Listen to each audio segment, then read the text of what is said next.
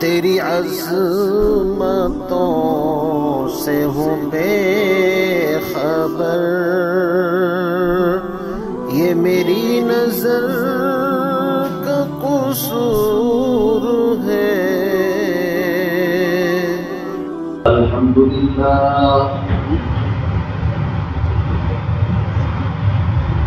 الحمد لله نحمده ونستعينه ونستغفره ونؤمن به ونتوكل عليه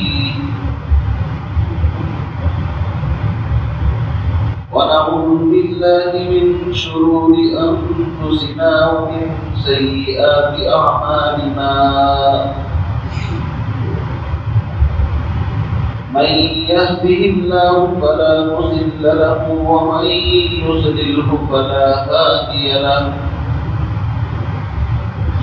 ونشهد أن سيدنا ومرشدنا ومولانا محمدا عبده ورسوله.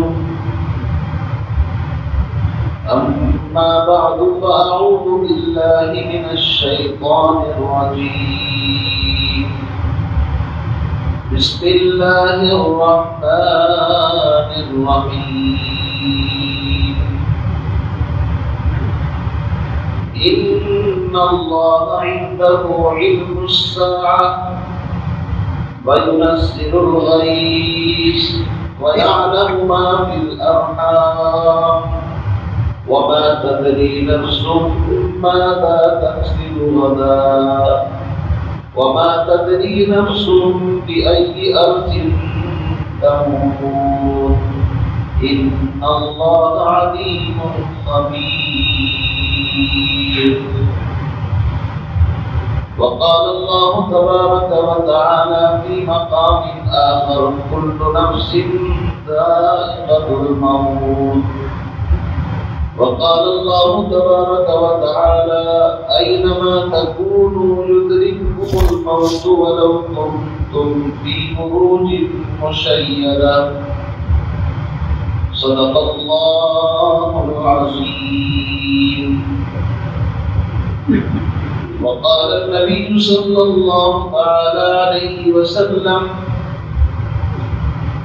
القيس من دان نفسه وعمل لما بعد الموت، والعاجز من أتبع نفسه هواها وتمنى على الله، أو كما قال النبي صلى الله تعالى عليه وسلم.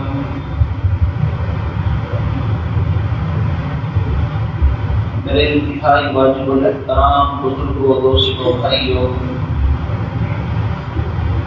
قرآن مقدس کی 2-3 آیات اور سرور کائنات فخر موجودات آمنہ کے لال صاحب جمال و کمال احمد مجتبیٰ حضرت محمد مصطفیٰ صلی اللہ علیہ وسلم کی احادیث کے ٹھاٹے مارتے ہوئے ذخیرے اور سمندر میں سے ایک حدیث آپ حضرات کے سامنے خطبے کے اندر پڑھی ہے۔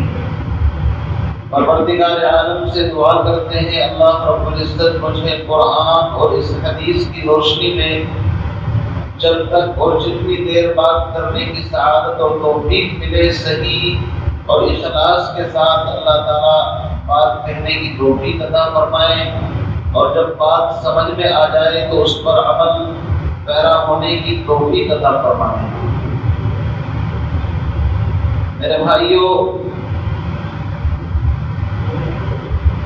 دنیا کی جتنی چیزیں ہیں، جتنے مسائل ہیں، ہر مسئلے کے اندر کسی نہ کسی کا اختلاف آپ کو مل جائے گا۔ اگر انسان بیمار ہے تو اس بیمار کی ریسرچ اور تحقیق کے اندر ڈاکٹروں کی رائے الگ الگ ہو سکتی ہے۔ ہو سکتا ہے ایک ڈاکٹر اس بیماری کے بارے میں کچھ اور بتائے اور دوسرا ڈاکٹر کچھ اور بتائے۔ اسی طریقے سے اگر ایک مقدمہ ہے تو ایک وکیل اس کو کسی اور انداز سے ڈیل کرنا چاہتا ہے، دوسرا کسی اور انداز سے کرنا چاہتا ہے۔ دنیا کی کوئی چیز ایسی نہیں ہے الغرض کہ جس کے اندر اختلاف کی گنجائش نہ ہو۔ ہر چیز کے اندر اختلاف موجود پایا جا سکتا ہے، اور مختلف رائے، یہاں تک کہ سائنسدانوں کو بھی آپ دیکھ لیجیے کہ وہ کسی چیز کی جب ریسرچ کرتے ہیں تو بعض سائنسدان کی رائے کچھ اور ہوتی ہے، بعض کی رائے کچھ اور ہوتی ہے، اختلاف موجود ہے۔ دنیا کی ہر چیز کے اندر اختلاف ہے، لیکن ایک چیز ایسی ہے کہ چاہے مسلمان ہو، ایمان والا ہو، غیر ایمان والا ہو، چاہے امیر ہو، چاہے غریب ہو، اور چاہے عالم ہو اور چاہے غیر عالم ہو، اس چیز کے اندر کسی کا اختلاف آپ کو نظر نہیں آئے گا۔ اور وہ چیز کیا ہے؟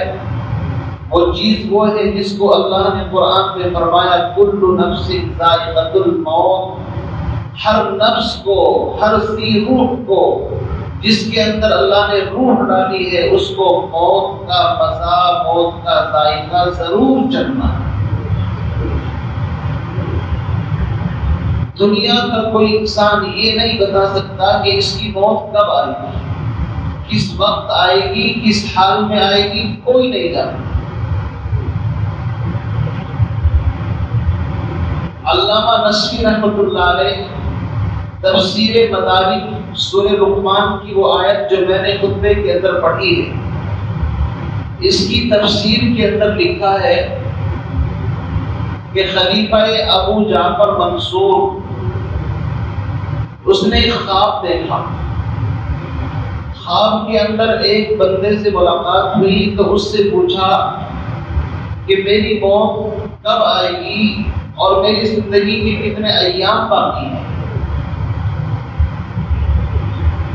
تو خواب کے اندر جو آدمی نظر آیا تھا اس نے اس طریقے سے اپنا ہاتھ اٹھایا۔ بعض کہتے ہیں کہ وہ موت کا فرشتہ تھا، اور بعض نے اور بھی کچھ کہا ہے۔ بہرحال جب صبح ہوئی اور یہ خواب سے بیدار ہوا تو اس کے ذہن کے اندر یہ بات سوار کہ رات میں نے خواب دیکھا، اور اس بندے سے میں نے پوچھا، وہ نیک تھا، انسانی شکل کے اندر کوئی فرشتہ تھا، کہ میری زندگی کے کتنے ایام باقی ہیں، تو اس نے اس طرح 5 انگلی اٹھا کر کے اشارہ کیے۔ تو بادشاہ کو حیرت ہوئی، اپنے زمانے کے جو علماء تھے ان سے رجوع کیا۔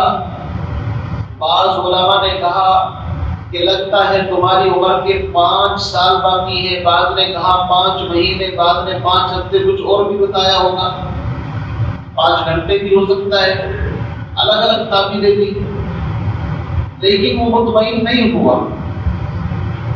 وقت کے امام اعظم ابو حنیفہ رحمۃ اللہ علیہ موجود تھے،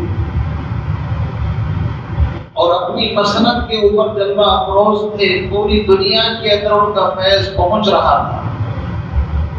کہا کہ اگر اس خواب کی کوئی تعبیر دے سکتا ہے تو اس وقت روئے زمین کے اوپر جو علم کا ٹھاٹھے مارتا ہوا سمندر ہے وہ امام اعظم ابو حنیفہ رحمۃ اللہ علیہ۔ یاد رکھیے، انسان کو اپنا خواب یا تو حبیب کو بتانا چاہیے یا لبیب کو بتانا چاہیے۔ حبیب کہتے ہیں دوست کو، اور لبیب کہتے ہیں جو عقل مند ہو، دانا ہو، جو خواب کی صحیح تعبیر بتا سکتا ہو۔ ہر شخص سے اپنا خواب شیئر نہیں کرنا چاہیے۔ وجہ اس کی یہ ہے کہ بعض مرتبہ خواب کی کوئی حقیقت نہیں ہوتی، لیکن انسان اس کو بتا کر کے ایک حقیقت کی شکل دے دیتا ہے، پھر اگر بتانے والے نے مذاق میں یا سیریس ہو کر کے اگر غلط تعبیر دے دی تو کبھی کبھی تعبیر پوری ہو جاتی ہے۔ میرا موضوع نہیں ہے، مجھے بات دوسری کرنی ہے، ورنہ میں آپ کو بتاتا۔ امام اعظم ابو حنیفہ رحمۃ اللہ علیہ کے پاس قاصد گیا کہ کسی بندے نے ایسا ایسا خواب دیکھا۔ امام اعظم ابو حنیفہ رحمۃ اللہ علیہ نے فرمایا کہ اس کی تعبیر یہ ہے، قرآن پاک کی سورہ لقمان کی آیت، فرمایا کہ اس بتانے والے نے یہ بتایا ہے کہ موت کب آئے گی، زندگی کے کتنے ایام باقی ہیں، کہ وہ علم ہے جس کو اللہ کے علاوہ کوئی نہیں جانتے.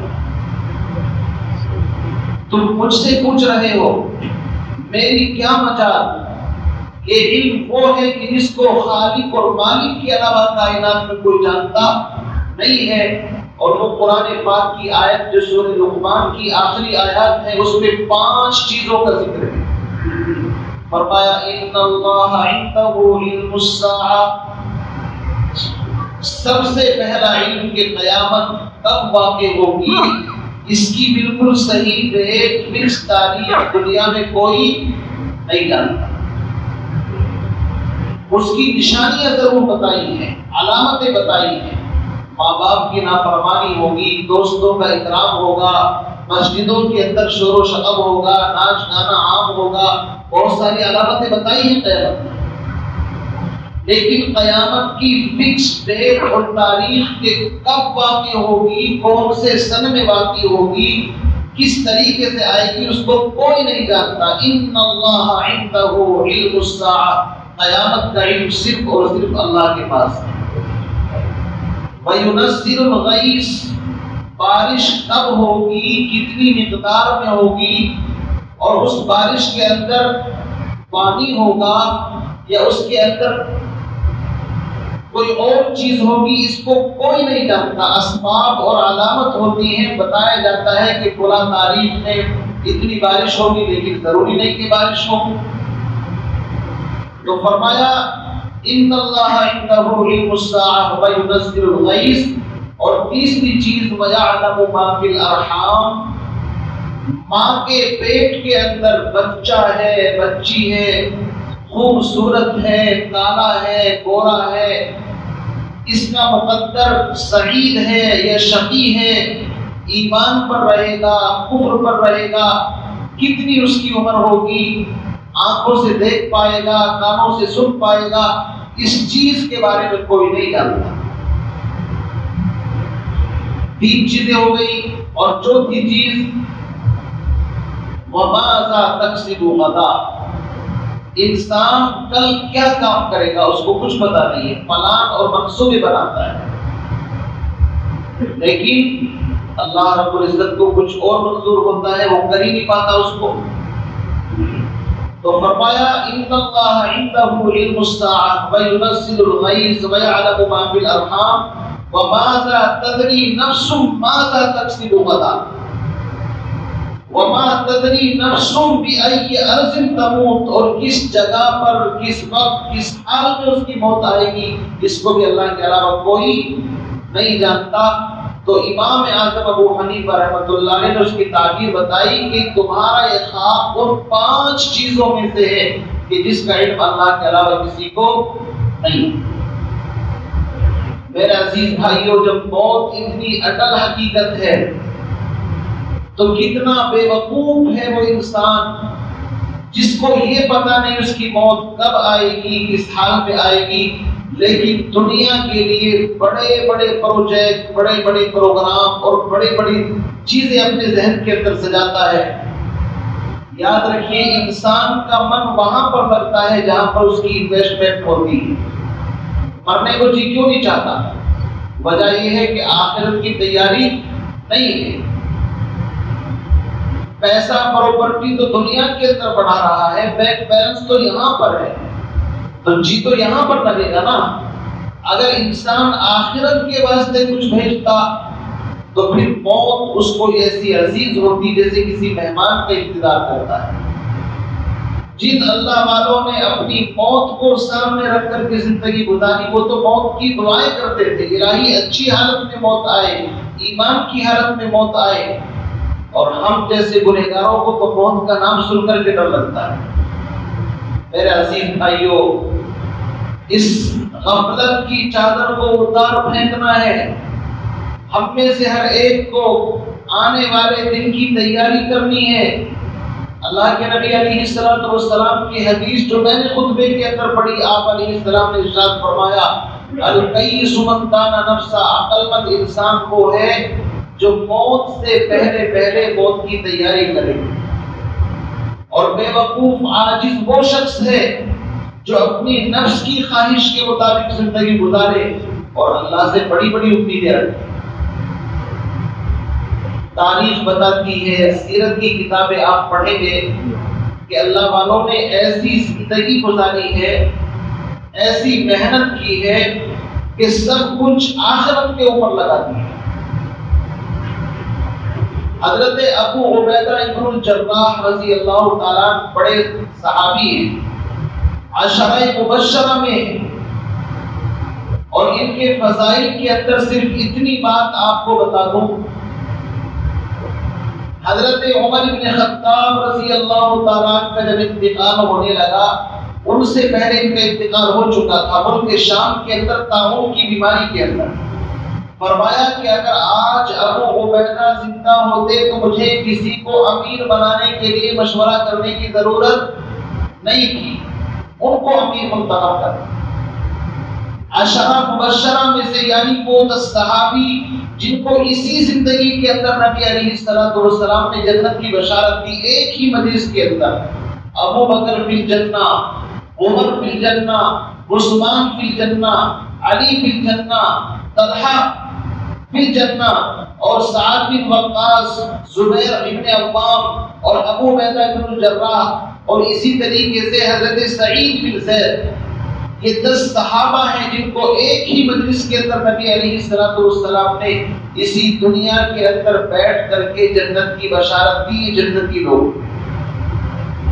حضرت عمر رضی اللہ تعالیٰ ملک شام گئے، یہ گورنر تھے وہاں پر، ابو عبیدہ بن الجراح، ان سے کہا کہ گورنر صاحب چلیے اپنے گورنر ہاؤس کے اندر لے کر کے چلیے، وقت کا امیر آیا ہے، آپ ان کی زندگی کو دیکھیں کتنی سادہ تھی۔ حضرت ابو عبیدہ پہلے تو آنا کانی کرنے لگے کہ کسی طریقے سے بات بن جائے نہ جائے، لیکن حضرت عمر رضی اللہ تعالیٰ بڑے دور اندیش انسان تھے، ان کی سوچ بڑی بلند اور بڑی پاکیزہ ہوتی تھی، کہنے لگے نہیں مجھے اپنے گھر لے کر کے چلو۔ حضرت عمر کا مقصد یہ تھا کہ اب فتوحات ہو رہی ہیں، مال کثرت کے ساتھ آ رہا ہے، ہو سکتا ہے اپنے مکان دکان کے اندر پراپرٹی کے اندر اضافہ کر رکھا ہو، ڈیکوریٹ کر رکھا ہو، دیکھیں تو صحیح، یہ سلسلہ آج کا نہیں، یہ پہلے کا سلسلہ ہے۔ حضرت ابو عبیدہ بن الجراح آبادی سے باہر جنگلوں کی طرف چل پڑے، اور کافی دور جا کر کے ایک خیمہ نظر آیا، اس خیمے کے اندر ایک پیالہ رکھا ہوا ہے، ایک مشکیزہ پانی کا رکھا ہوا ہے، اور تھوڑی سی وہاں پر سوکھی ہوئی روٹی رکھی ہوئی ہے جس کو ڈال کر کے وہ اس کے اندر کھاتے تھے۔ ان کی زندگی کو دیکھ کر کے حضرت عمر رضی اللہ تعالیٰ کو رونا آ گیا، کہا ابو عبیدہ مال و دولت نے سب کو بدل دیا لیکن آپ کے اوپر کوئی اثر نہیں۔ یہ وہ حضرات تھے میرے عزیز بزرگوں دوستوں جن کی تربیت جناب نبی کریم صلی اللہ علیہ وسلم نے کی۔ اللہ کے نبی علیہ السلام نے فرمایا مجھے اپنی امت پر فقر و فاقے کی کوئی ٹینشن نہیں ہے، فقر و فاقہ رہے گا، امت سیدھی چلے گی، لیکن مال آئے گا اور مال دل کے اندر بیٹھے گا تو یہ امت ہلاک ہوگی۔ مولانا روم نے لکھا ہے کہ انسانی زندگی کے لیے پیسے کی مال کی ضرورت ہے، مال برا نہیں ہے، لیکن شرط ہے مال جائز اور حلال طریقے سے کمایا گیا ہو، اور مال کے جو حقوق ہیں، پڑوسیوں کے حقوق، رشتہ داروں کے حقوق، اسی طریقے سے ماں باپ کے حقوق، بیوی بچوں کے حقوق، اور اس کے اندر جتنے بھی حقوق ہیں اگر وہ صاحب زکوٰۃ ہے تو زکوٰۃ بھی دیتا ہو، اور اگر اس کی حیثیت ہے تو حج بھی کیا ہو، اگر حقوق کی رعایت کے ساتھ اس نے مال اکٹھا کیا ہے تو پھر مال اللہ رب العزت کی طرف سے قیمت ہے۔ فرمایا جس طرح کشتی پانی کے اندر چلتی ہے، کشتی خشکی کے اندر نہیں چلتی، پانی کے اندر چلتی ہے، لیکن کشتی اور مسافروں کی سلامتی اس وقت تک ہے جب تک کہ کشتی کے اندر پانی داخل نہ ہو، اور اگر کوئی سوراخ کر کے کشتی کے اندر پانی داخل کر لے تو ایمانداری کے ساتھ بتاؤ کشتی بچے گی، مسافر بچے گی نہیں، ہلاک ہو جائیں گے۔ فرمایا اگر مال کی محبت دل سے باہر ہے تو کوئی ٹینشن نہیں ہے، اور اگر مال کی محبت دل کے اندر سوراخ کر کے داخل ہو گئی تو اب انسان کو ہلاکت و بربادی سے کوئی نہیں بچا سکتا۔ حضرت عمر رضی اللہ تعالیٰ عنہ کے پوتے، ان کا نام سالم ہے، سالم بن عبداللہ بن عمر۔ حضرت عمر رضی اللہ تعالیٰ عنہ کے صاحبزادے ہیں عبداللہ، یہ بڑے متقی زاہد اور عبادت گزار انسان تھے، اتباع سنت میں کمال کا درجہ حاصل تھا۔ تو ان کے بیٹے ہیں، ان کا نام ہے سالم، سالم بن عبداللہ بن عمر۔ خانہ کعبہ کا طواف کر رہے ہیں، صوفی مزاج، اللہ اللہ کرنے والے، وقت کا بادشاہ ہشام بن عبد الملک، عبد الملک کو سب جانتے ہیں، مروان کا بیٹا، 20 سال تک بنو امیہ کے اندر بڑی شان و شوکت کے ساتھ حکومت کی۔ طواف کرتے ہوئے ملاقات ہو گئی، کہنے لگا حضرت اگر کوئی ضرورت ہو تو بتائیں۔ تو سالم بن عبداللہ بن عمر نے ڈانٹا، تمہیں شرم نہیں آتی؟ اللہ کے گھر کے اندر مجھ سے کہہ رہے ہو کوئی ضرورت ہو تو بتاؤ، ساری دنیا کی پیشانی اللہ کے سامنے جھکتی ہے، تم مجھے اپنے سامنے جھکانا چاہتے ہو؟ اور پوچھا بتاؤ میری دنیا کی ضرورت پوری کرو گے یا آخرت کی؟ کہا حضرت آخرت تو آپ ہی کے پاس زیادہ ہے، ہمارے پاس کہاں؟ فرمایا کہ پھر یاد رکھ، باہر نکل کر کے جب ملاقات ہوئی تو اس نے پھر کہا کہ حضرت ضرورت ہو تو بتائیں۔ فرمایا کہ میں نے دنیا بنانے والے سے بھی آج تک نہیں مانگی، مقصد یہ تھا میں اللہ رب العزت سے کبھی دنیا کا سوال کیا ہی نہیں، تو تجھ سے کیسے سوال کروں؟ یہ وہ حضرات تھے جن کے سامنے آخرت کی زندگی ہوتی ہے۔ میرے عزیز بھائی، عمر بن عبدالعزیز کا نام آپ نے سنا؟ بنو امیہ کے اتنے نیک بادشاہ گزرے ہیں کہ ان کا 2.5 سالہ دور ایسا ہے جیسے خلافت راشدہ کا زمانہ۔ موت کا وقت ہے، وصیت کی اپنے بیٹوں کو، بلایا، 11 بیٹے تھے، اور موت کے وقت پراپرٹی کل کتنی ہے؟ 17 دینار۔ کتنی بھائی؟ 17، جس میں سے 7 کا خرچ تو تجہیز و تکفین کے اوپر ہو گیا، 10 ہی بچے، یعنی ایک بیٹے کو 1 دینار بھی نہیں مل رہا ہے، چونکہ 11 ہوتے تو ایک تقسیم کر دیا جاتا۔ کسی نے کہا کہ حضرت آپ نے تو کچھ کیا ہی نہیں اپنی اولاد کے لیے، جبکہ بنو امیہ کے دوسرے حکمرانوں نے بڑی بڑی پراپرٹیاں بنائی ہیں۔ انہوں نے کہا میں نے اپنے بچوں کو نیک بنایا ہے، حلال لقمہ کھلایا ہے، اور قرآن کہتا ہے وَهُوَ يَتَوَلَّى الصَّالِحِينَ کہ نیک صالح لوگوں کا اللہ والی اور مددگار ہے۔ تاریخ بتاتی ہے کہ پھر ان کی اولاد کے اندر اللہ رب العزت نے ایسے ایسے لوگ پیدا کیے جو ایک وقت میں 100 اونٹ اللہ کے راستے میں خرچ کرتے تھے، اور جن کے باپ داداؤں نے حرام کا مال اکٹھا کیا تھا، لوگوں نے ان کو مسجدوں کے باہر بھیک مانگتے ہوئے دیکھا۔